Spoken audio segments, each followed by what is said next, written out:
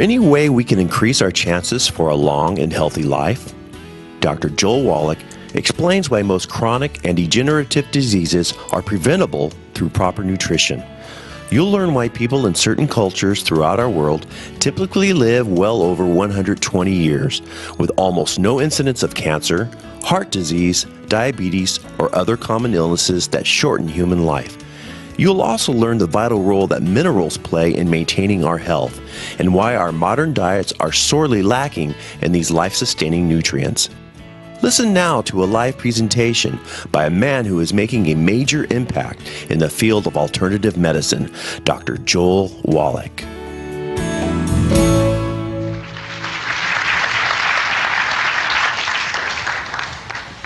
Well, I'm certainly glad you're here. How many of you grew up on a farm or still work a farm or have anything to do with livestock? Well, I'll tell you what, you're my kind of people, because I grew up on a farm in West St. Louis County, and we start out with beef calves, and if you raise livestock, the only way you can make money is if you raise a lot of your own feed, for those of you who don't have that experience.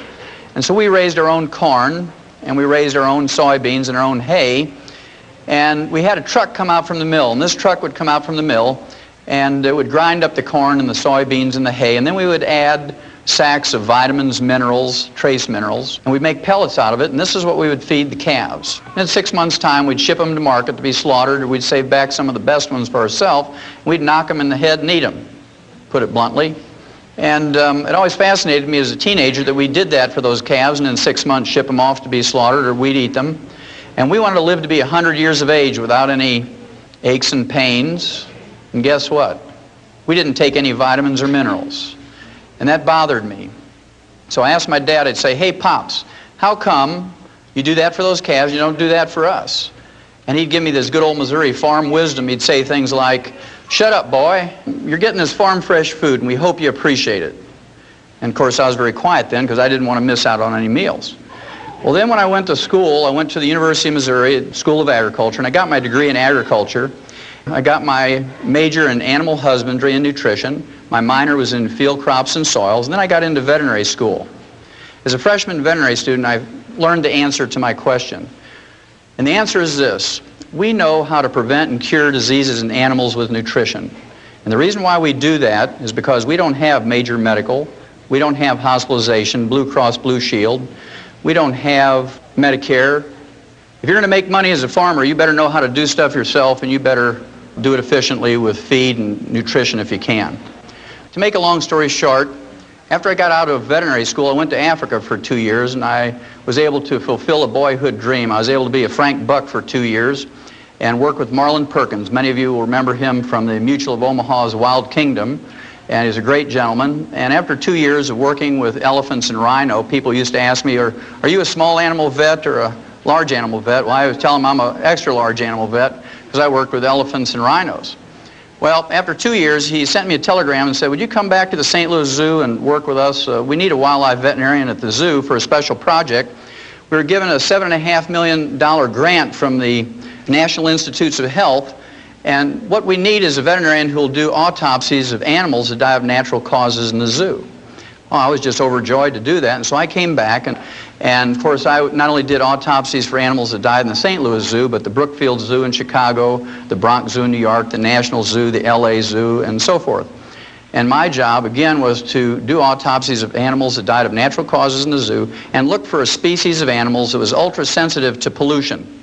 This is because during the early 60s we had just learned about pollution and ecological problems and disasters, and nobody quite knew what to do, and so I was supposed to find a species of animals that was extra sensitive and use them much like we did the canaries in the mine. You know, the old Welsh coal miners used to put a canary in a little wicker cage and take it down in the mine, and if methane gas or carbon monoxide would leak into the mine, the canary would drop off the perch and die first, and the men knew to get out before the mine blew up or they suffocated.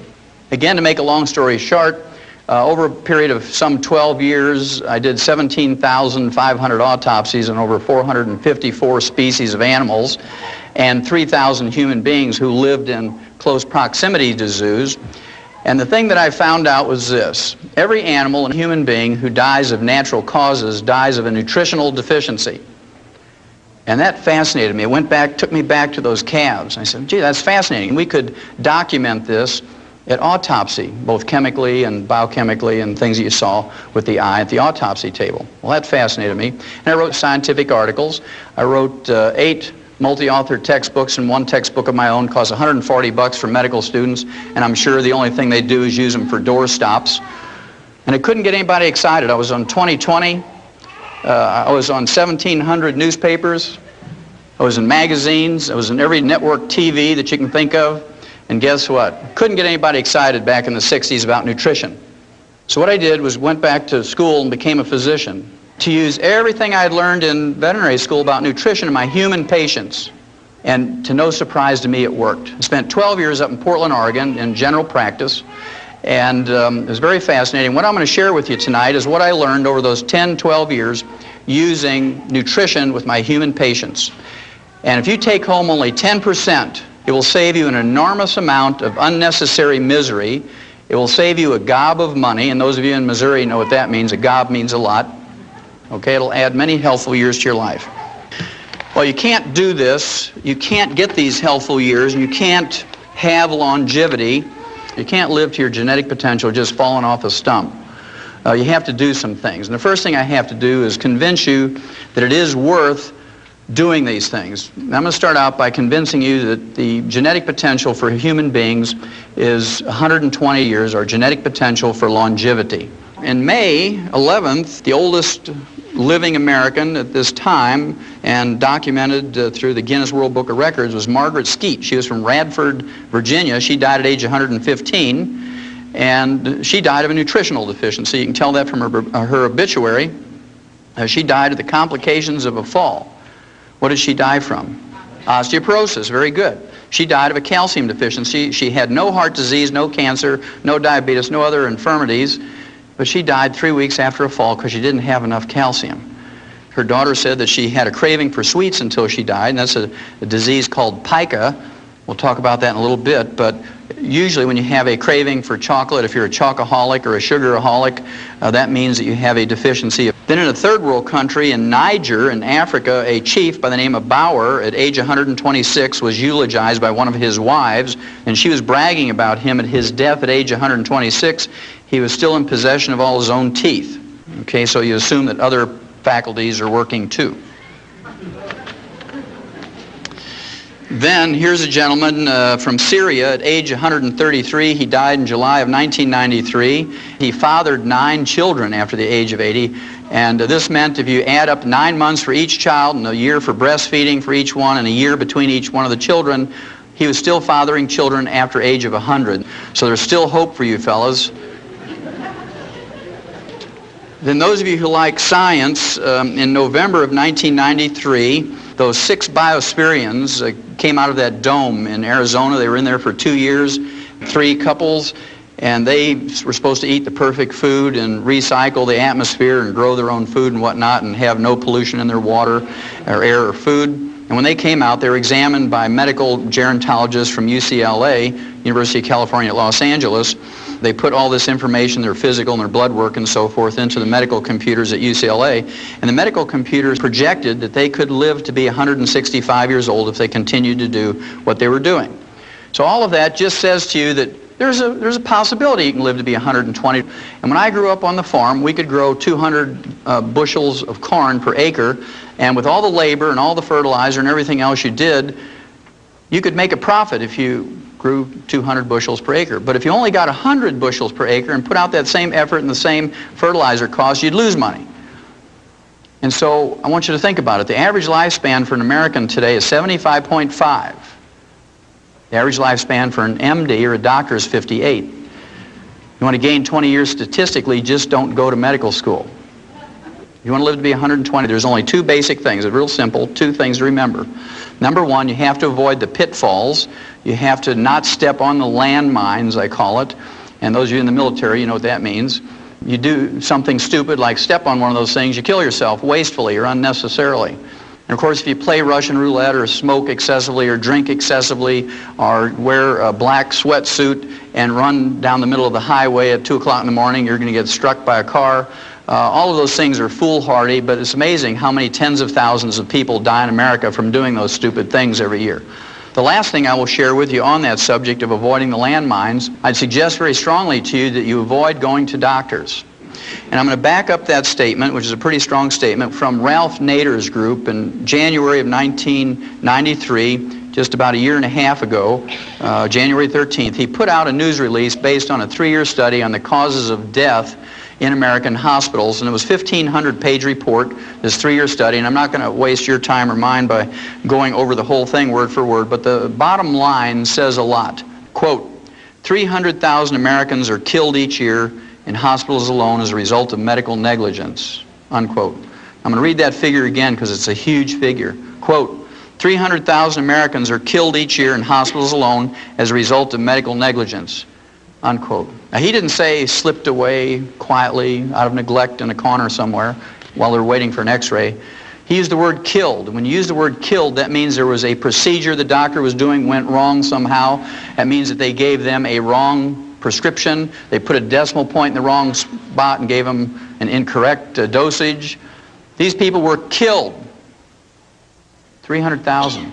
To appreciate how big a figure that is, you have to compare that with our military losses in Vietnam over 10 years, where we lost 56,000 people over 10 years, or an average of only 5,600 a year, on a field of battle where people had guns and artillery and explosives trying to kill each other. And millions of people poured out into the streets and protested that war. We had political anarchy in the last 3 years of the war. Students took over universities and colleges with guns and explosives. National Guardsmen shot students at Kent State in Ohio. We chased a president out of the presidency for 5,600 military personnel a year. And here's one profession that takes your tax money in the form of Medicare and Medicaid and kills 300,000 of us a year, according to Ralph Nader, and I believe him, he has no axe to grind. And you can go out in the street any day of the week in any city, and there isn't even a crazy street preacher out there with a sign that says, "Protect us from doctors." I want you to think about that, folks. That's number one. You have to avoid stepping on the landmine. So there's a certain value in treating yourself when you can, or preventing disease so you don't have to get treated. Now, the second thing you have to do, number two, is you have to do the positive things. You have to do the positive things. And I'm going to start out here by just putting a figure up on the board. It's the number 90. And you need 90 nutrients in your diet every day. You need 60 minerals. You need 16 vitamins. You need 12 essential amino acids or protein building blocks. And you need 3 essential fatty acids. You need 90 nutrients in your daily diet. Otherwise, you're going to get a deficiency disease if you don't have them in complete numbers and optimal amounts. I can tell you that I was one of those nerds back when I was in college. I had a clipboard. We didn't have computers back then. So I had a clipboard, and I was one of those funny guys with glasses and would walk up and down in the student union there in Columbia and say, do you take vitamins and minerals? I was still fascinated by that. And of course, people would kind of look at you crazy and say, well, yeah, I take vitamin E. And I'd wait for them to come up with the other 89, and they didn't. They just said, oh, I take vitamin E. Well, today, if you ask people, do you take food supplements? They say, oh, yeah, I take Tums. Because that's what, they hear all the time. Well, again, you need 90 nutrients if you're going to make it. But the newspapers know, and the magazines and TV and radio knows that we're interested in health and longevity and supplements. So they all talk to us, not because the medical profession has asked them to do that in their stead. The medical profession doesn't say, hey, we're so busy saving people with surgery and chemotherapy and radiation and pharmaceuticals, would you please educate the people on nutrition? They do it because it sells newspapers. Well, my favorite article of all time appeared in Time magazine, April 6th, 1992. And if you haven't read it, I'd urge you to get it out of a school library or public library and photocopy it. Stick one copy on the door in the bathroom and one on the refrigerator. It's a cover article, and it says, The Real Power of Vitamins. New research shows they may help fight cancer, heart disease, and the ravages of aging. Again, there's 6 positive pages in here. There's only 1 negative sentence, and it was issued by a medical doctor who was asked by the writer of the article, what do you think about vitamins and minerals for people as food supplements? And here's what the doctor said, quote, popping vitamins doesn't do you any good, sniffs Dr. Victor Herbert, a professor of medicine at New York City's Mount Sinai Medical School. We get all the vitamins we need in our diets, and taking supplements just gives you expensive urine, unquote. Well, Well, to give you a Missouri translation of that, that means you're just peeing away your dollars if you take vitamins and minerals. You might as well wad up your dollars and throw them in the toilet and flush them away because you're not getting any redeeming value from it. Those quacks are just taking your money for those vitamins and minerals. That's what he was trying to say. It got published. So it must be true, right? After having done those 17,500 autopsies in 454 species of animals from around the world and in 3,000 humans, and liking to be healthy myself and having children and grandchildren and the not too distant future great-grandchildren, I'd rather pee out 50 cents or a dollar a day worth of excess vitamins and minerals. It's pretty cheap insurance. If you don't invest in yourself to the tune of $1 a day for vitamins and minerals, guess what? You're going to invest in the lifestyle of an MD somewhere. Because when you pay the medical doctor your fee for going to see him, not one penny of that goes to study how to diagnose or treat or prevent a catastrophic disease in a little child, like who was in here earlier, or how to prevent or diagnose or treat better breast cancer or prostate cancer in adults. Guess what that money goes for? It pays the doctor's mortgage, makes his Mercedes payment. It pays the tuition for his kids to go to medical school at Harvard. You know where Harvard is? Up in Boston. Pays the tuition for his kids to go to law school at Yale. Between 1776 and the Second World War, the U.S. government spent $80 million on healthcare and healthcare research and studies. Right now, we're at $1.2 trillion a year for healthcare. And it's free. We all know it's free, right? It's not free, but we're supposed to believe it's free, and everybody wants more of it and more free stuff. Well, I'll tell you what, if we used a human-type medical system for the agricultural industry and the livestock, your hamburger costs $275 a pound. On the other hand, if you use the agricultural health system that we use in animals for humans, your monthly insurance premiums for a family of 5 would be $10 a month. You take your choice. Well, I believe, since we've made them wealthy through insurance programs and government subsidies, I believe they owe us something. I believe they owe us at least as much as the industries do, according to, for instance, recall notices. This was started, of course, 25 years ago when Ralph Nader learned that the Ford Motor Company had made a Pinto car with a rear-end gas tank that would blow up when you got hit from behind at 20 miles an hour, fry everybody in the car. And when people complained to Ford Motor Company, they said, well, you're just dumb for getting in a car accident. We're not going to pay you for that. Well, Ralph Nader says, no, it's a faulty design. So he went to a federal court, and the judge agreed with him, and through a court order, forced Ford Motor Company to send everybody a recall notice with a registered letter, bring that car in, and they'll fix it for nothing. But they kill 300,000 a year, and nobody protests as long as we get ours free. And that scares me, that attitude.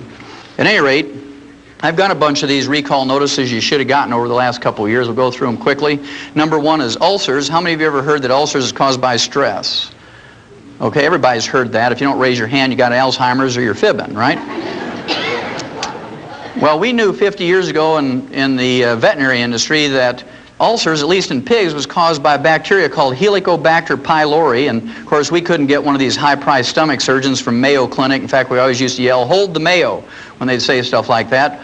Otherwise, your pork chops would be $275 a pound to pay for that kind of surgery. And we learned that with a trace mineral called bismuth and the tetracycline antibiotic that we could prevent and cure those stomach ulcers in pigs without surgery. And so that's what we did. It cost $5 to cure a pig of stomach ulcers with bismuth, the trace mineral, and tetracycline. Well, the National Institutes of Health now, not the National Enquirer, but the National Institutes of Health came out in February 1994 and said, ulcers are caused by a bacteria called Helicobacter pylori, not stress.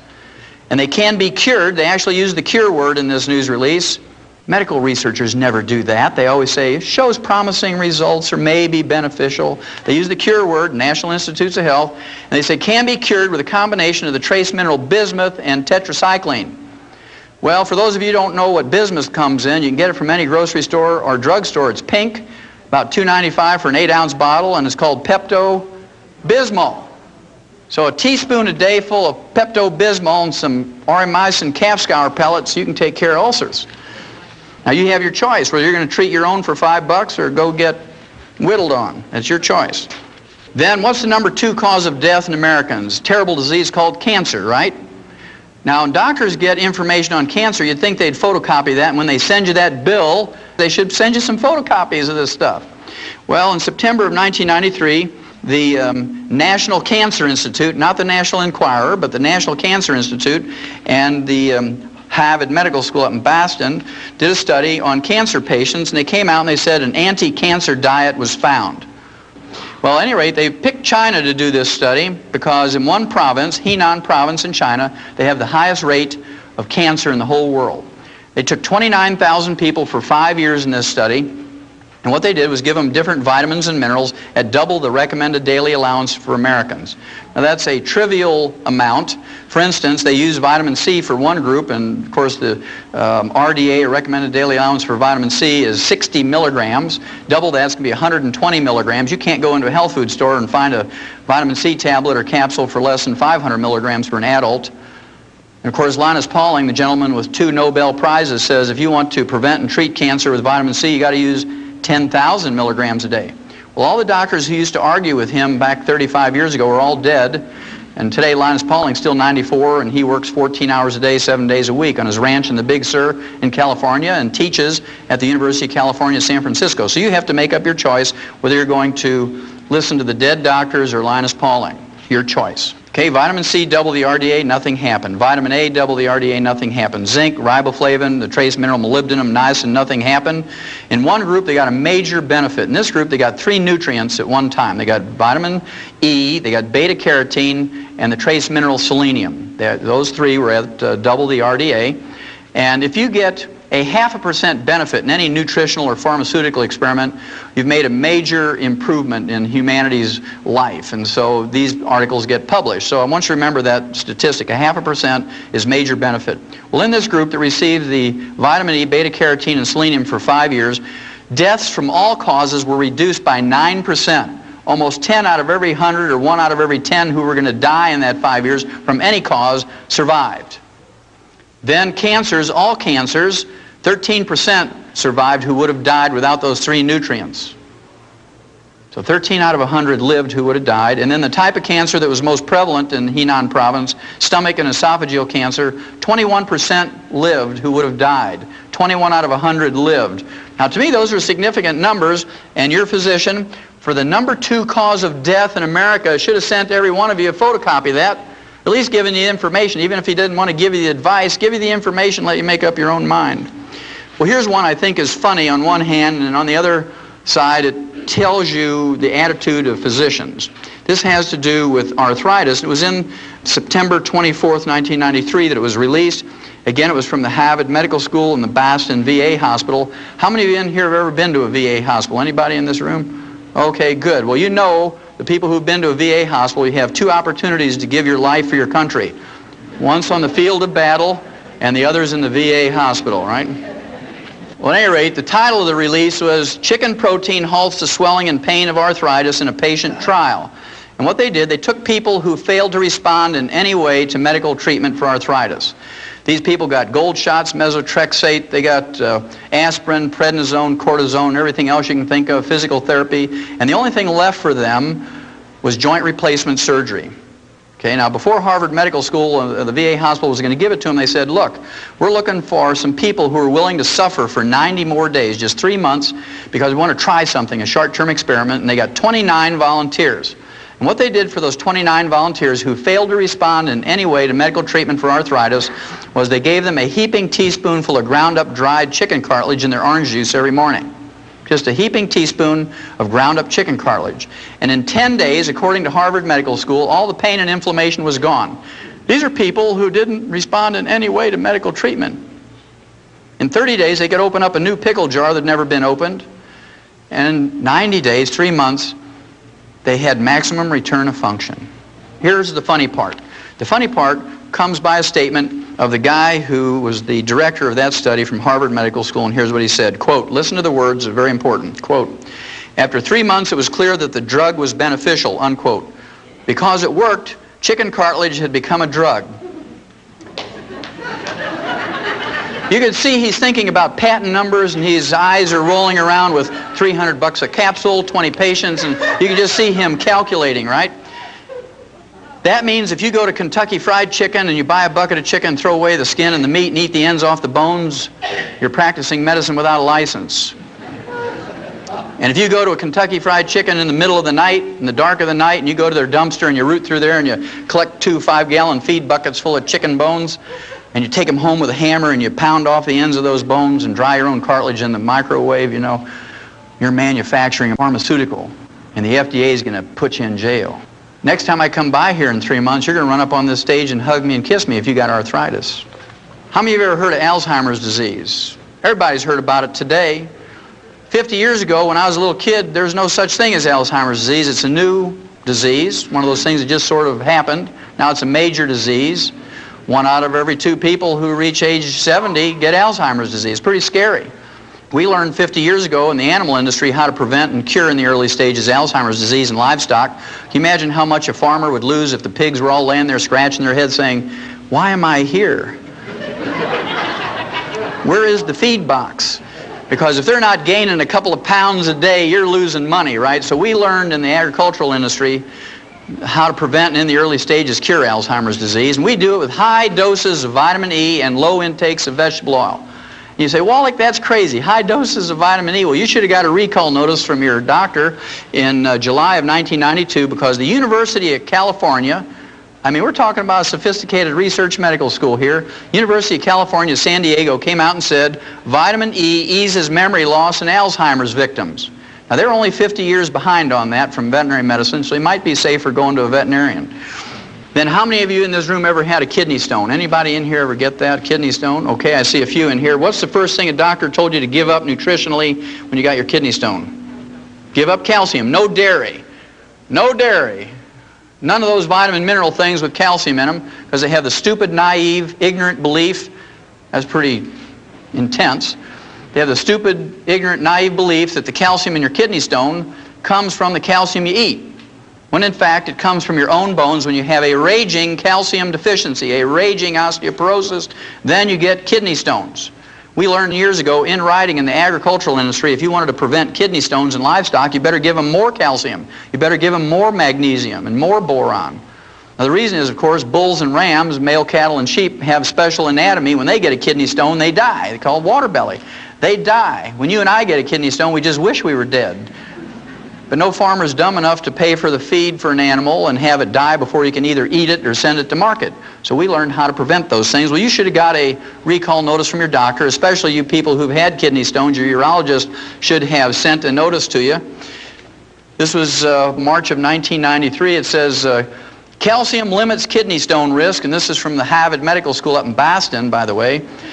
In a study that turns conventional medical wisdom on its head, researchers have found that people whose diets are rich in calcium run a reduced risk of developing kidney stones. In a study of more than 45,000 people who were ranked into 5 categories, the group that had the most calcium had no kidney stones. Now, about 5 years ago, when I started out on this crusade and started lecturing to people all across America, and I'm in one time zone and the next and all over, I knew I was going to get crazy out there doing this. Last year I was on the road 300 days out of the year, 300 out of 365 days. And so I decided I needed to have a hobby that I could take with me. Every time I get a little wacko, I could go in my room and do this hobby and I'd be okay. You know, it'd be kind of like having a little piece of home with me wherever I went. And I wanted to have a hobby that would help other people. I didn't want to collect baseball cards because I like football. And I didn't want to do just crossword puzzles because good mental exercise, but wouldn't help anybody else. And I couldn't take my compost pile. I like to garden, and the hotels don't like that, you know. So I decided I was going to collect obituaries of doctors and lawyers.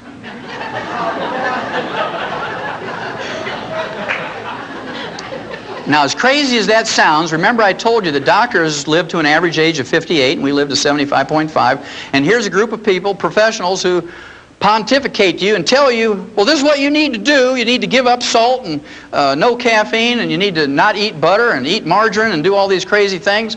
And they die at age 58 on the average. And anyway, I got a few of them here, some of my favorites. This is Dr. Stuart Cartwright, age 38. He dropped dead in his home. He was a family practitioner of a ruptured aneurysm. That's a ballooning of an artery that's a weakened artery because of the fragmenting or the brittle condition of the elastic fibers in arteries. Just like when you hit a chuck hole with your car tire and you break the cords in there and you get a balloon. He dropped dead like he was poleaxed, okay, right in his home from a ruptured aneurysm. Now we learned in 57, Aneurysms are caused by a copper deficiency. We had a pilot project, turkeys, and we made complete food pellets where you put all the 90 nutrients in there. And in the first 13 weeks, fully half of those turkeys died. Farmers were out there every morning picking them up by the bushel basket. They took them to the state diagnostic labs and they were autopsied, and they found out that they all had died from a ruptured aortic aneurysm. So they doubled the amount of copper in there, and the next year they didn't lose a single turkey from a ruptured aortic aneurysm. And they ran that experiment in mice and rats and rabbits and dogs and cats and calves and sheep and pigs and whatnot, and guess what? They found out that there's a whole series of diseases that are caused by a copper deficiency. Gray hair is the first sign. When you start getting gray hair, regardless of your age, you got a copper deficiency. You get skin wrinkles because the elastic fibers in your skin are going. Those little crow's feet around your eyes and facial and body skin wrinkles. You look like you're a little prune drying up. Okay? Then, of course, there's the varicose veins. That's caused by an elastic fiber breakdown. Then, of course, parts of your body begin to sag. Under your arms, your breasts, your bellies, your legs, all this stuff starts sagging. And you can go to a cosmetic surgeon or plastic surgeon if you want, but it's a lot cheaper and a lot more effective and a lot safer if you just take some copper.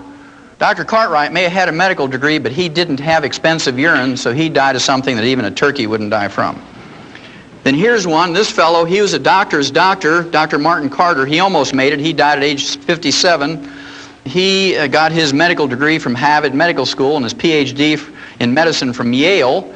He was autopsied by the best because he was a doctor's doctor. He said, quote, "The cause of death was a ruptured aortic aneurysm," said Dr. Jules Hirsch of the Rockefeller University Hospital, unquote. What did he die from? Copper deficiency. See, he didn't have expensive urine either. Then here's an attorney. She was so famous, she was from Detroit, age 44, Ellen Joyce Alter. She was in the New York Times obituary. She made the big time. And, of course, she probably had steel buns because she belonged to one of those private health clubs. All these gals want steel buns, you know, doing their little exercises. But she didn't have expensive urine because she died of a ruptured cerebral aneurysm. When they don't do an autopsy, the symptoms could be called a stroke or subdural hemorrhage, but very frequently they're caused by a ruptured aneurysm, which is a copper deficiency. She didn't have expensive urine. How many of you here have ever heard of a guy by the name of Stuart Berger? Stuart Berger, he wrote 5 best-selling books on health and diets and nutrition. He got his medical degree from Tufts Medical School, which is a very fine medical school in Boston, not too far away from Harvard Medical School. And the books he wrote included The Southampton Diet for Weight Loss. He wrote Forever Young, 20 Years Younger in 20 Weeks, and How to Be Your Own Nutritionist. And he died at age 40. How'd you like to follow his dietary practices? He died at age 40 of cardiomyopathy, which is a selenium deficiency. The same cause as white muscle disease or stiff lamb disease, and any farmer can go to a feed store and get selenium pellets or selenium injections, things like Celitoc and Bozy and so forth. And Dr. Stuart Berger, a guy who wrote 5 best-selling books on nutrition, died of a nutritional deficiency. He didn't have expensive urine. You can totally prevent cardiomyopathy for 10 cents a day. And if we don't do it, we're malignant dumb, I like to call it. You're malignant dumb if you don't take in 10 cents a day worth of selenium. It's a waste of your life. That's one of those landmines you can avoid. The medical treatment of choice for cardiomyopathy is a heart transplant. Costs $750,000. I want you to think about that. They get the heart free from a donor. They get the blood free for the surgery from the relatives. They use $2.50 worth of suture material, and they charge you $750,000 for that procedure. Now, 6 months ago in LA, when they had the earthquake, they were putting people in jail for 60 and 90 days for price gouging for selling these terrified people a gallon of water for $4. They put them in jail for price gouging for selling them a gallon of water for $4. Now, to me, that's entrepreneurialism. You know, that's being in business for yourself. If you had a way to distill water and make water, and you had a car and you could get in there and sell those people a gallon of water for $4, hey, more power to you. Because if you go to a 7-Eleven and buy a quart of Evian water, it's $1.29. So 4 of those quarts is $5. Kind of interesting, isn't it? They said it was price gouging because those people were terrified. Well, talk about a person who needs a new heart. They're terrified. $750,000, we should put those doctors in jail. But we bow to them because, oh, that's high-tech medicine. Out of 270 million people in America, you save about 50 a year. Is that cost-effective? I don't think so. Dr. Stuart Berger didn't have expensive urine. Now here's the last one, and many of you may know this woman. Her name was Dr. Gail Clark. She was age 47. She was the chief cardiologist of the West St. Louis County group of hospitals. She was the chief cardiologist for the St. Mary's Health Center in Richmond Heights in St. Louis County. She was age 47. Guess what she died from? Heart attack, a cardiomyopathy heart attack. You can just see her walking down the hall. She's got the stethoscope around her neck. You know, this is their little status symbol. Got my stethoscope around my neck. Back when I was in school, they folded it up very bravely and put it in their pocket. Boom! She falls down. She has a heart attack right in the hall. And, of course, the nurses scoop her up and put her on a gurney, and they call the technicians and another doctor, code 3, code blue, whatever it is, and they whip her into the room. And you can hear them, let's say you're a cardiac patient, you're laying there, you're all hooked up to the monitors and the IVs, and you hear them say, okay, tear her clothes off. Okay, stand back. Didn't work, turn it up, stand back. And then you hear that terrible sound when you know that the treatment didn't work. The flat line when you know the heart is gone. And everybody walks out of the room dejected, and you say, nurse, what happened next door? And she says, well, your cardiologist, you know, the chief cardiologist of this hospital, age 47, Dr. Gail Clark, just died of a cardiomyopathy heart attack. We can see all the patients, they're holding their gowns. And they're running out of that hospital, leaving their watches and their shoes and their checkbooks and everything and their plastic credit cards because they don't want to get what Dr. Gail Clark got. To me, the Reader's Digest is a magazine that never says anything negative or bad about anybody or any group. It's the sweetest little magazine that ever was. The September 1993 issue features an article that says, can you trust your doctor? It lists 12 ways that doctors scam your money. And I'll let you read 11 of them yourself. I'll give you the worst one. In addition to their income from office fees and surgical fees and lab fees and hospitalization, doctors get a kickback from the labs and the x-ray labs and clinics and hospitals. They get a kickback of $421 every time they send you in for a CAT scan or an MRI. And doctors tell you, oh, we do that because we're practicing defensive medicine, because if I miss something, 1 in 10 billion, you're going to sue me. So I do this just to protect myself. Well, if it was just to protect themselves and you knew them and they knew you, 90% of the people say, oh, just skip it, doc. If you don't really think it's necessary, let's save the money. But they got something more than defensive medicine to worry about. They get $421 in a kickback for every time they send you in for an MRI or a CAT scan. Well, when I practiced for 12 years up in Portland, somebody come to me with a terrible headache, never had one, I'd just walk up to them and tap them on the sinuses, and if they'd collapse to their knees, I know they had a sinus headache. Oh, doc, why'd you do that? Well, I just wanted, that's a cheap lab test, you know. Then if they had, thank you, if they had blood dripping out of their nose, I'd take a $35 x-ray to see if they had a cancer in there.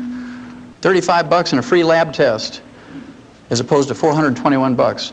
If I wanted to make that $421, I'd have been a good thief. What I'd have done, I'd have built a chute right into that CAT scan machine, because I knew how to build chutes living on a farm. And I'd have gone out in the street and I'd have got every homeless person, I'd line them up in them chutes, and I'd put soup and a Big Mac at the end of that tube, you know. And I'd say, I'm going to buy you a $1.50 dinner. I'm a good guy. I'm going to buy you a $1.50 dinner. You just got to go through this chute, go through that tube, and you get your sandwich and your soup. Man, they'd be flowing through there, maybe 100 a day. And I could start adding some things up. It'd be a lot of fun. At any rate, the average doctor gets $228,660 a year in CAT scan kickbacks. $250,000 a year. In any other industry, if you do that, politicians, lawyers, businessmen, stockbrokers, they get put in jail. But doctors, it's okay, because insurance pays for it. We don't mind if they steal. It's blind. It's free. Remember I told you I was going to tell you about pica. Pica is a funny disease, P-I-C-A. I'm not talking about the type style that you see in typewriters and computers. But pica is a disease that farmers know about. In horses, it's called cribbing, when they chew on the feed bunk, the wooden feed bunk. You know you better give them some minerals, otherwise they're going to eat that feed bunk. In cattle, dairy cattle especially, where they're losing lots of minerals through their milk all the time, intensive milking, you'll see them picking up big rocks in the creek and chewing on them, or they'll chew on barbed wire, or maybe you'll see them walking down through a path with a deer bone in their mouth or something, or a shingle. That's called pica. And a good farmer or husbandryman knows you better give them some minerals, otherwise they're going to eat the barn or something. In human beings, we see this at funny times. Pregnant women are notorious for pica. In the middle of the night, they'll elbow their husband and say, hey, you better get up, I want some pickles and ice cream. They're craving minerals because that fetus is pulling minerals out of their body. And they need some more minerals. And so it's recognized as a craving for things like sweets and salt. We see this in pregnant women. I used to have people come to my practice and they say, "Doc, do I need to go see a shrink?" I said, "Why is that?" "Well, I wake up in the middle of the night and I go outside with a spoon and I eat dirt." And no, that's okay. Just make sure it's clean dirt. Then they say, my kid sits there with a kitty litter box between his legs and he has a spoon and he's eating that stuff out of the kitty litter box. And then in housing projects, little kids will eat lead paint off the walls and they get lead poisoning, get learning disabilities and bone problems and anemia. And we're good, so we spend $5 million to scrape the lead paint off of there and repaint it with latex paint. And all we have to do is give those kids 10 cents a day worth of minerals. It'd be better for them and save us $5 million. It's your tax money, and if we allow them to throw them away, those dollars, is kind of interesting. If you have a selenium deficiency and you don't want to wait until you get cardiomyopathy and drop dead from a heart attack to recognize it, if you look on your hands and look in the mirror in your face, if you have liver spots or age spots, and I see quite a few from here, you have an early selenium deficiency. That's called free radical damage. And fortunately for you, if you recognize that and you start taking in some selenium, in 4 to 6 months those will go away. You'll reverse that in 4 to 6 months. And when they go away on the outside, they're going away on the inside, in your brain and your heart and your liver and your kidneys. And if you have low blood sugar, how many in this room have low blood sugar? Anybody in here have low blood sugar? Okay, about 10%. How many of you have ever seen a hyperactive kid who gets on sugar? Okay, about everybody in the room. People who have sugar problems are like alcoholics. There's good ones and bad ones. You know, the good alcoholics are one, when they get 2 drinks, they just go off in a corner and go to sleep, right? Same way with somebody with low blood sugar. They eat a big meal or they eat a piece of pie, 3 hours later, they clunk out and go to sleep.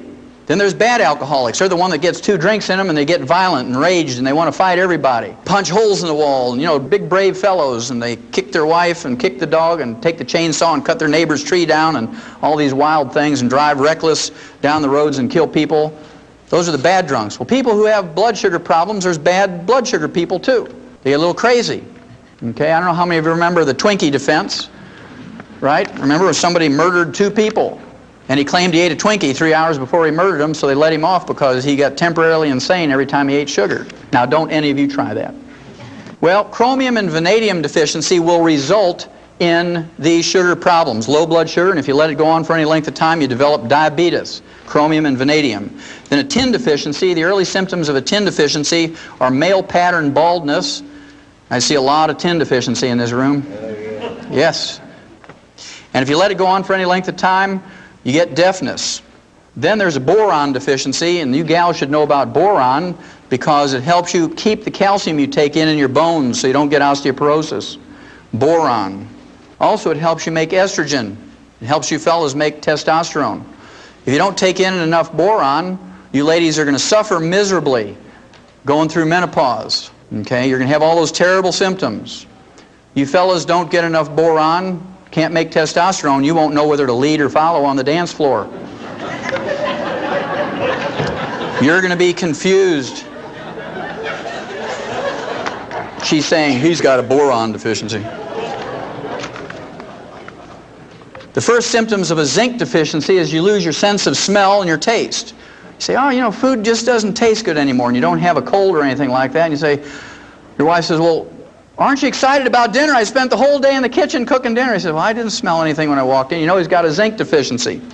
Well, in laboratory animals, there's some 7 rare earths. These rare earths are trace minerals you need in lesser amounts than you need trace minerals, and they actually double the lifespan of laboratory animals. They've not been proven in humans yet, but I'm not going to wait 500 years for doctors to approve it. They're still arguing over vitamin C and calcium, right? So I'm just going to do it. Didn't kill any laboratory animals, it just doubles their life, and it's not a drug.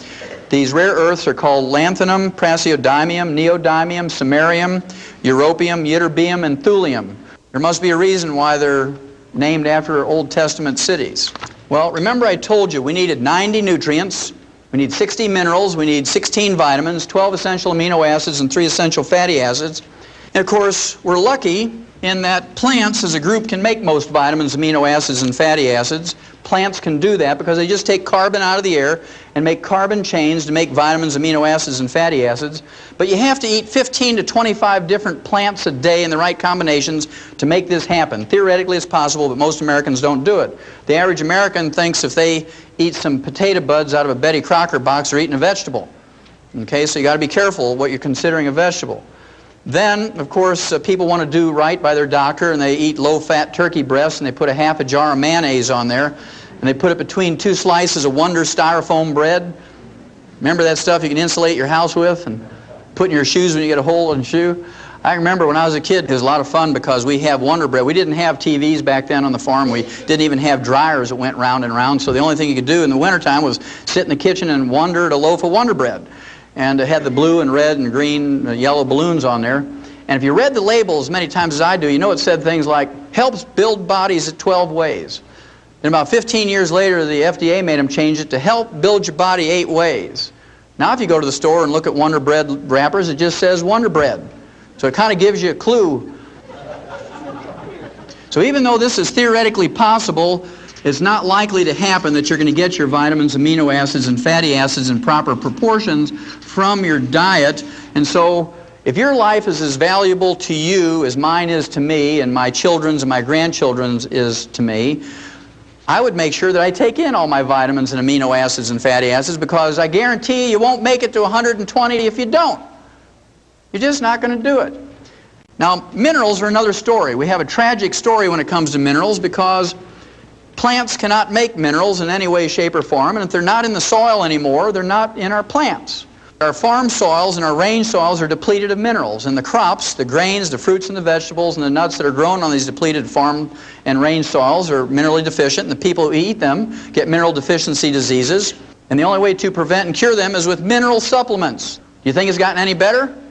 No. It has not gotten any better, it's only gotten worse. And the reason is, if you guys do what we did, and people continue to do, is we put NPK on our land, nitrogen, phosphorus, potassium, and you see it as these 3 numbers in many combinations of ratios, and these represent percentages of these 3 nutrients, nitrogen, phosphorus, potassium. And those of you who don't have any experience on farms, the reason why we do this is farmers get paid for tons and bushels. There's no subsidy that encourages people to put 60 minerals back in the soil. You get paid for tons and bushels, and for 40 bucks an acre, you can get the maximum yield in tons and bushels. It only takes 5 to 10 years to deplete the land of minerals, because every time you harvest a crop, those plants pull minerals out of the soil, many pounds per acre every time you haul a crop out. So soon those minerals are gone. And if you only put back in 3 and you take out 60, it's like a checking account. If you only put $3 in your checking account every month and write checks for 60, what's going to happen to your checks? Boing, boing, boing, they bounce, exactly. Well, I can tell you that our health is bouncing right now to the tune of $1.2 trillion a year. It's our responsibility, each and every one of us, to be responsible for our health and consciously take in these minerals. Well, I have a lot of people ask me, well, what did these people do thousands of years ago? They didn't even have commercial fertilizers. What did they do, these societies that had long-lived people and whatnot? Well, I want you to think about the Egyptians, the Chinese, people from India that lived around these great rivers, the Nile River, the Ganges River, the Yalu River in China. And what used to happen was every year or so it would flood, just like it did here in northern Missouri last year. And every time it flooded, guess what would happen? It would bring silt or rock dust from mountains from 500 or 1,000 miles away. And those people would pray to every god they had, the water god, the sky god, the wind god, the rock god, to flood. We pray, don't flood. They used to pray to flood because they had their floods during the winter time, and it would put silt and minerals back in the soil, and their grain was very valuable. King Philip, who was the father of Alexander the Great, married the 12-year-old child queen of Egypt, Cleopatra. She didn't look like Elizabeth Taylor, all made up in beautiful costumes. She was a little flat-chested teeny bopper, not very sexy. But Philip married her because she controlled the best wheat in the world. And if he wanted his Macedonian army to conquer the world through his son Alexander the Great, he needed the best wheat in the world, so you could march 20 hours a day, fight for 6 hours, and win. If they used the wheat from the depleted soils in Greece, they couldn't go 20 minutes without saying, "Mommy, pick me up." Can you imagine these big Greek soldiers? "Oh, my legs hurt, pick me up." And so they knew the best place to get wheat was from Egypt. It was those floods that gave them those minerals. And all those cultures that came up with all the great art and all the great technology came from those places because they had more intelligence, because they had more nutrition, more minerals. I heard somebody say, very good. Well, you're getting the picture. Well, what I'm going to do here is I'm just going to pick out a couple of minerals, just a couple of them, so you get the idea. It applies to all of them. Let's just pick out a common one, like calcium. Everybody knows about calcium. Calcium deficiency will result in something like 147 different diseases. They're just different names. They're named after people like Bell's palsy. You know, everybody knows about that. One side of your face sags. It's not a true stroke. It just affects your facial muscles. It's caused by calcium deficiency. We'll talk about it in a little bit. But everybody knows about this one, osteoporosis. It's the number 10 killer of adults in the United States. It's very expensive. It costs you $35,000 each for each hip to replace. It's okay. It's free. Insurance will pay for it. It costs you $70,000 for both hips. As expensive as it is, and the number 10 killer, remember, Mrs. Skeets from Radford, Virginia, aged 115 years of age, she died of complications of a fall. We don't have osteoporosis in animals, and it's because of farmers we don't have osteoporosis in animals. It goes like this. You have a pasture with 100 cows in it, and this year you didn't have any calves, you can't repay your operating loan, you're in trouble, right? Because you paid for the feed and the vet bill and mowed the pasture and fertilized and maintained the fence and fed the cows and all this, that, and the other. You don't have any calves, you can't pay back the operating loan and make any money. So you call the vet out and you say, do I get rid of these cows? What happened here? And he examines the cows. He says, nothing wrong with them. He says, let me look at the bull. And he says, aha, here's your problem. That bull has osteoporosis of both hips, can't breed the cows, didn't have any calves. He says, I'll tell you what though. He says, you give me $70,000. He says, I'll put 2 new hips in that bull, and next year you'll have some calves. Well, the first thing that farmer says is, stand back, Doc. Boom! He blows that bull away with a deer rifle, and while the kids are grinding the bull up with a grinder and cutting roast and steaks off that bull, the farmer's chewing on a straw and saying, now, Doc, pushes Stetson up a little bit, and he says, you know I wasn't going to pay you $70,000 for that old bull. He says, I can get a new bull every year for 70 years for that. He says, but every once in a while I get a bull that throws good calves. I'd like to keep them. Is there any way I can prevent that osteoporosis thing from happening to a good bull? He says, well, yeah. He says, if you'll give a bull calf 10 cents worth of calcium every day after he's weaned, he'll never get osteoporosis. The farmer says, no, wait a minute, Doc. You mean if I give that bull 10 cents a day worth of calcium from the time he's weaned, I can prevent a $70,000 disaster? He says, oh, yeah, it's that simple. He says, you mean all I have to do is give up a half a cup of coffee a day to do that? He says, yeah, that's it. He says, I choose that one. He says, I'll give up the half a cup of coffee. And that's what we have to think like. Then there's receding gums. Dentists and periodontists will tell you that if you want to prevent and cure receding gums, you better floss and brush after every meal. If you believe that works, I have some oceanfront property in Montana to sell you. If you all know your geography, you know that doesn't work. Now, as a veterinarian, I've seen hundreds of thousands of animals of all kinds, mice, rats, rabbits, dogs, cats, sheep, pigs, horses, lions, and tigers, and bears, and they don't get receding gums. And they don't floss.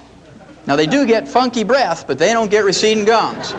Well, if you want to smell something, you just let a camel breathe on you, boy.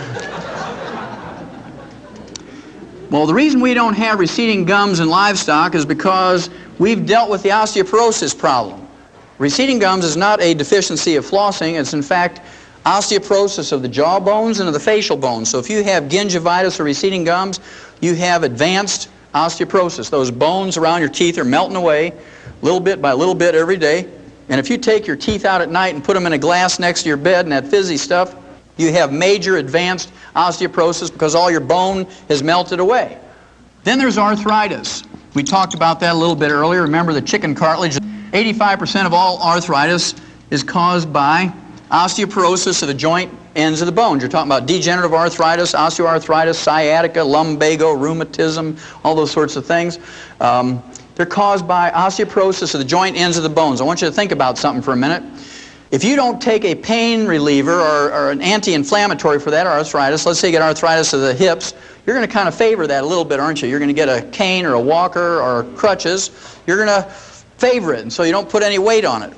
I want you to think about that for just a second, because then I want you to think about driving your tractor in a field, or you're driving a Mercedes down the highway. Either one, doesn't matter, whichever you love more. Let's say you didn't put the nut on that oil pan real tight and all the oil drained out, and that light on the dashboard comes on and says, I'm getting hot, you better give me some oil. And that light irritates you. So you stop, you open up the hood, you get your clippers out, you know, your fence clippers, and you clip the wire to that light, and you close the hood, and you just keep driving. Would you do that to your tractor or your Mercedes? No, you wouldn't. But we take those pain relievers for arthritis, and we go out there and square dance and do the Texas two-step and do our 5-mile walks and our aerobics. That pill works real good, Doc, because it killed my pain. And you're just wearing that thing off faster and faster. Then your doctor's really going to get rich because you need joint replacement surgery. Then there's hypertension. This is one of my favorites, so I'll put a star over here. Hypertension is high blood pressure. What's the first nutritional thing that a doctor will tell you to give up nutritionally when you get high blood pressure? Give up salt. Everybody knows that one. That's been ingrained in our head. Well, they must think we're dumber than cows, because what's the first thing you put out for your livestock, and it's about that big? A salt block. No farmer is going to be economically viable if you don't put a salt block out for your livestock. They're going to die. Your veterinary bills are going to go crazy. But we're supposed to believe that we don't need salt, and you can get everything you need out of your lettuce and your whole wheat bread and stuff like that. Well, don't believe that one either. If you believe that, I got some more oceanfront property in Montana for you. They took $30 million of your tax money, and 2 years ago, after a 20-year study, they came out and said that they took 5,000 people with high blood pressure, they took them off their medication and put them on a reduced salt diet, a restricted salt diet, and they all died. No big surprise, but somebody got a PhD degree and everybody was happy, right?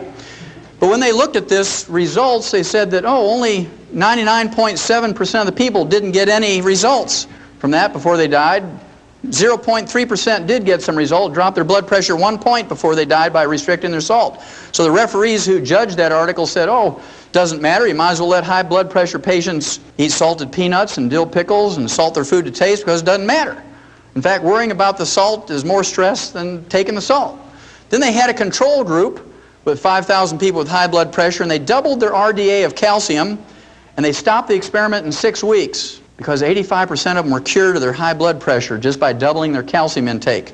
Now, they didn't cold turkey stop their high blood pressure medication, but what they did was they went to the doctor and he says, you don't need this medication anymore. What are you doing? I said, well, I'm on this experiment where I double my calcium intake. Anybody get a recall notice from your doctor saying it's okay to salt your food to taste and please do double your calcium intake? Anybody get that?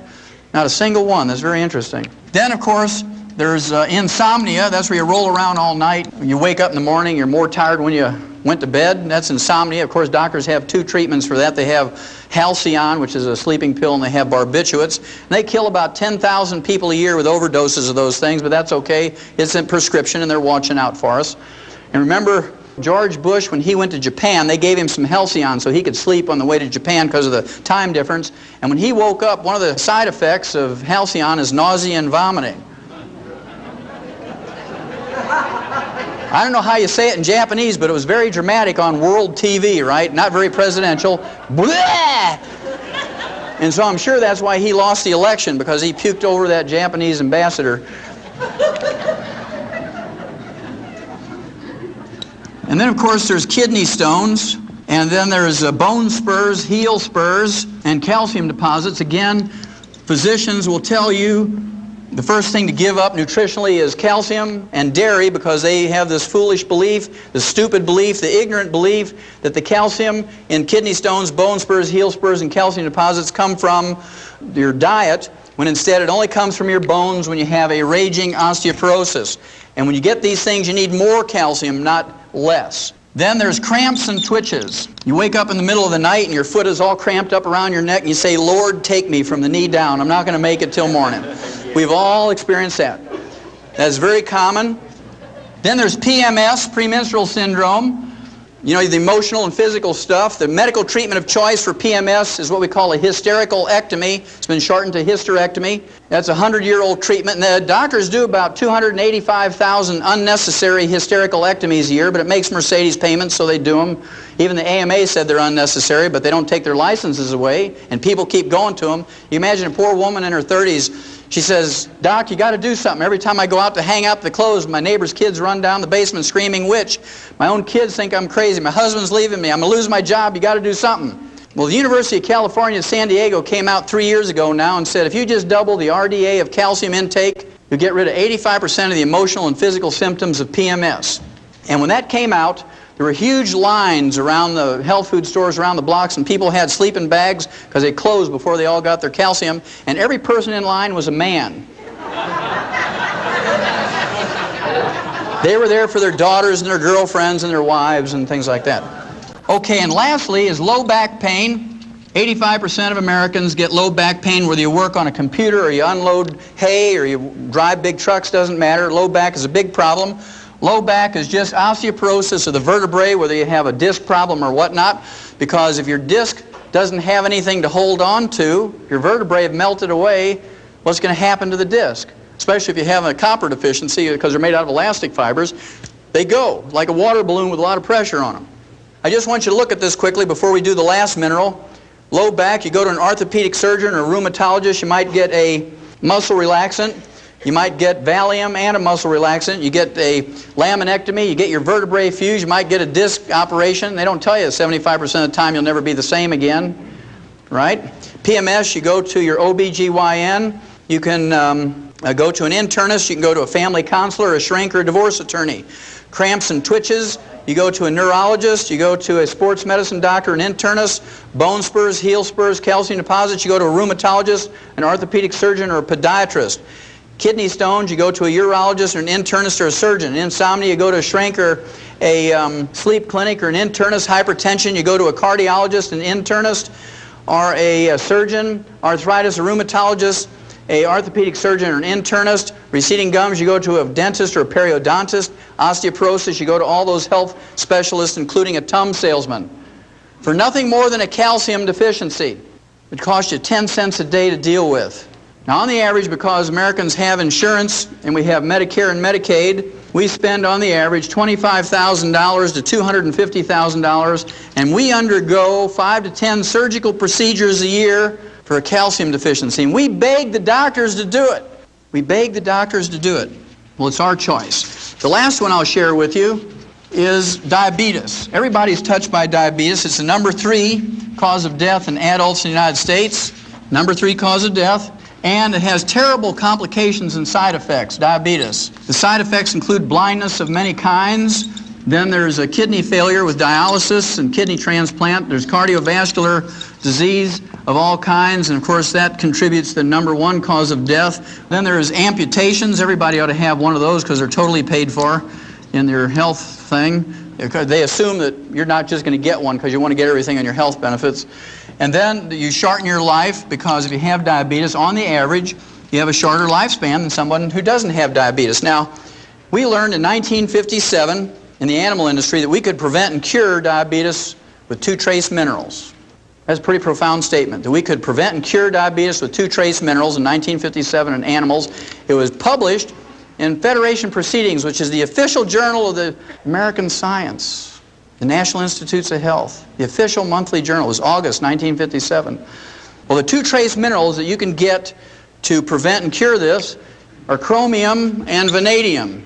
Vanadium alone, according to the University of Vancouver, British Columbia Medical School, vanadium alone will replace insulin in adult onset diabetics, which represent 85% of all diabetics. Of course, they can't quit their insulin cold turkey. They got to gradually wean off of it. It takes 4 to 6 months for most people to slowly wean off of insulin if they're taking in adequate amounts of chromium and vanadium. Now, to me, this is criminal, because if you write to Hill's packing company that makes Science Diet dog food, they're right over here in Topeka, Kansas, so they manufacture Science Diet dog food and other Science Diet products, high-tech foods for animals. If you write them and say, how many minerals exactly is in Science Diet for dog food? They'll write you back and say there's 40 minerals. You write Checkerboard Square in St. Louis, Ralston, Purina, and say, just how many minerals are in your rat pellets for laboratory rats? And they'll say there's 28 minerals. I'll give anybody in this room a crisp new $100 bill if you can find me a human infant formula in a grocery store that has more than 11. So our dogs get 40 minerals. Remember, that's what Mike Murphy was saying. His dog never seems to get sick because he's getting this canned dog food with all these vitamins and minerals in there. So our dogs get 40 minerals, our rats get 28 minerals, and our human infants get 11. Is that fair? No, that's called fraud. Doesn't matter if you're talking about SMA, Similac, Isomil, Pro Soy B. In fact, that's why they call Similac Similac, because it lacks everything.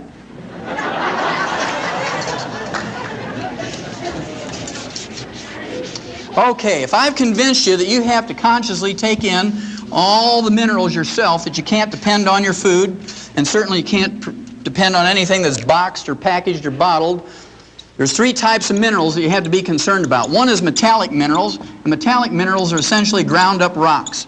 Metallic minerals are things like oyster shell, egg shell, dolomite, limestone, calcium carbonate, clays of various kinds, Mount Marulanite clay, seabed minerals, tums. They're only 8 to 12% absorbable. When you reach age 35 to 40, it drops down to 3 to 5%. And I have to tell you a story here. I ran into a guy at a meeting like this up at Grand Rapids, Michigan, and this fellow owns a porta potty business. You know, that's that green or blue colored outhouse. Man, if we'd only had one of those back when I was a kid.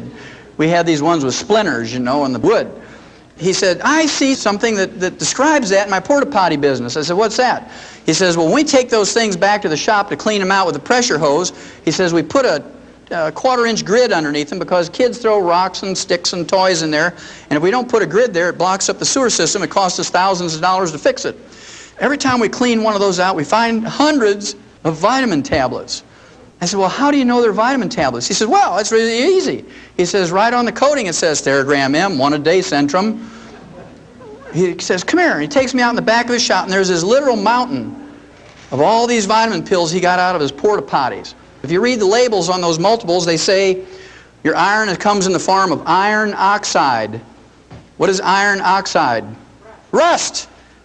You might as well just go out to an old railroad track and take your butter knife and scrape some of that rust off and lick it, and you're going to get your iron supplement. Well, that's what they're giving you. I'll show you how bad it is if you take something like calcium lactate, which is a common metallic mineral. Let's say it's a calcium tablet, calcium lactate, 1,000 milligrams. If you take 2 of those, you're not getting 2,000 milligrams of calcium. In fact, I have people all the time say, well, I took lots of calcium, Doc. I hear you on the radio talking about calcium and arthritis, and I took 2,000 milligrams of calcium a day. It didn't help my arthritis. In fact, it got worse. I said, well, what kind of calcium are you taking? They said calcium lactate. Well, there's your problem, because only 250 milligrams of that is metallic calcium. So let's say you absorb 10% of that. Then the other 750 milligrams is lactose or milk sugar. So 10% of 250 is 25. So if you take 2 of those tablets, you're not getting 2,000, you're getting 50 milligrams. So to get what you need to take 90 of those tablets a day. You need to take 30 with each meal, and you got 59 more minerals to go. Then there's those people who want to do things naturally. Let's see if you can do anything good with 10 pounds of spinach. And let's be fair, let's see if you can get 1,000 milligrams of magnesium. I picked magnesium because in green leafy vegetables you have a lot of magnesium because of the chlorophyll, right? It's part of the chlorophyll molecule. And any pound of anything, you got 454 grams. In 10 pounds of spinach, you got 4,540 grams, of which most of that, 97%, is water. And let's say you have 1 gram of chlorophyll in that 10 pounds of spinach. There's 50 milligrams of magnesium. You got to divide that into the 1,000 you want. You get a factor of 20, which you multiply times the 10. You have to eat 200 pounds of spinach. You got 58 more minerals to go. Okay, so you got to be a pretty big person to accomplish all this. Even as big as I am, you can't get it done. So I prefer to supplement rather than do those things. Then, of course, during the 60s, the agricultural industry came up with chelated minerals, because farmers aren't dumb enough to pay for $1 of something that goes into an animal's mouth and have 99 cents come out in the manure. I have to really thank farmers for being that clever. And chelated minerals are just metallic minerals with an amino acid or protein or enzyme wrapped around the metal atom and increase the absorbability to 40%. Then the health food industry jumped on that right away because it was a major improvement in absorbability of minerals. The most efficient way to absorb minerals is liquid. They're very small particle size, are 7,000 times smaller than a red blood cell, and they're negatively charged, so you actually have an electrical or magnetic gradient that concentrates these minerals. Plants have a very interesting part to play in colloidal minerals. Remember, we said that plants cannot create minerals. If they're not in the soil, plants can't make them. At any rate, metallic minerals are taken up by plants when they're in the soil. Plants convert them in their tissues to colloidal minerals, and this is how we store minerals in our body. This is how we use minerals in our body. This is how we transport minerals from their storage place to their site of use in the colloidal form. Well, our plants, our crops don't have much in the way of colloidal minerals in them because we don't have any metallic minerals in our soil. Are these minerals important? You bet your life they're important. Information and statements regarding dietary supplements discussed have not been evaluated by the Food and Drug Administration and are not intended to diagnose, treat, cure, or prevent any disease. For more information, Get back with the person who gave you this